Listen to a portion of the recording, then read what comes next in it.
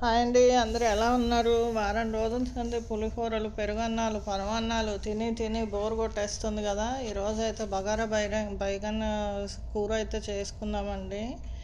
దానికోసం అయితే నేను కేజీన్నర బ్రింజాలు తీసుకున్నానండి, రౌండ్వి. దాన్ని కొంచెం ఉప్పు నీళ్ళల్లో 4 ముక్కలుగా కట్ చేసి పెట్టుకోండి, లేదంటే కనర్ వస్తాయి. ఒక 300 గ్రామ్స్ ఆనియన్ తీసుకున్నాను, 400 గ్రామ్స్ టమాటోస్ తీసుకున్నాను. ఎందుకంటే టమాటోస్ కొంచెం పులుపు తక్కువ కదండి, ఇవి దేశవాళివి కాదు. దీనికైతే ఒక 50 గ్రామ్స్ క్యాషు, 50 గ్రామ్స్ బాదాము, 50 గ్రామ్స్ వాటర్ మెలన్ సీడ్స్ వాటర్లో సోక్ చేసి పెట్టుకోవాలండి, ఒక హాఫ్ అన్ అవర్ అట్లా.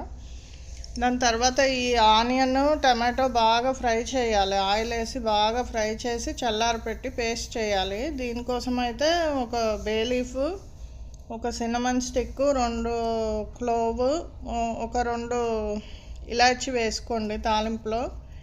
ఈ కట్ చేసుకున్న బ్రింజాలన్నీ వేసుకోవాలి, ముందే వేసుకొని బాగా ఉడికిన తర్వాత ఈ పేస్ట్ ఇంకొక గిన్నెలో బాగా ఫ్రై చేసుకోండి. ఎందుకంటే వంకాయలలో వేస్తే తొందరగా మాడిపోతుంది, కర్రీ అడుగంటిపోతుంది. అది బాగా ఉడికిన తర్వాత ఆ పేస్ట్ తీసుకొచ్చి వంకాయలలో వేసుకోండి. చూడండి, అలా చేయాలి. తర్వాత ఈ డ్రై ఫ్రూట్స్ పేస్ట్ కూడా ఇందులో వేసేయండి. చూడండి, అలా చేయండి. డ్రై ఫ్రూట్స్ పేస్ట్ ఇదంతా వేసిన తర్వాత ఉప్పు, కారం, పసుపు, మీకు ఎంత స్పైస్ కావాలంటే అంత గరం మసాలా వేసుకోండి. కొంచెం కసూరి మేతి వేసుకోండి. ఫ్రెష్ క్రీమ్ కూడా పైనుంచి వేసుకోవచ్చు, ఉంటే నా దగ్గర లేదు, అయిపోయింది, వేయలేదు. కొరియాండర్ కూడా వేసుకోండి లాస్ట్కి.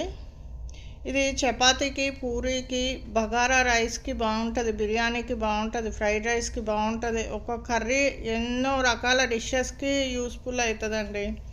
చూడండి, అదే స్పైసీగా చేశానండి, మొన్న చేశాను కర్రీ. టేస్ట్ మాత్రం చాలా బాగా వచ్చింది.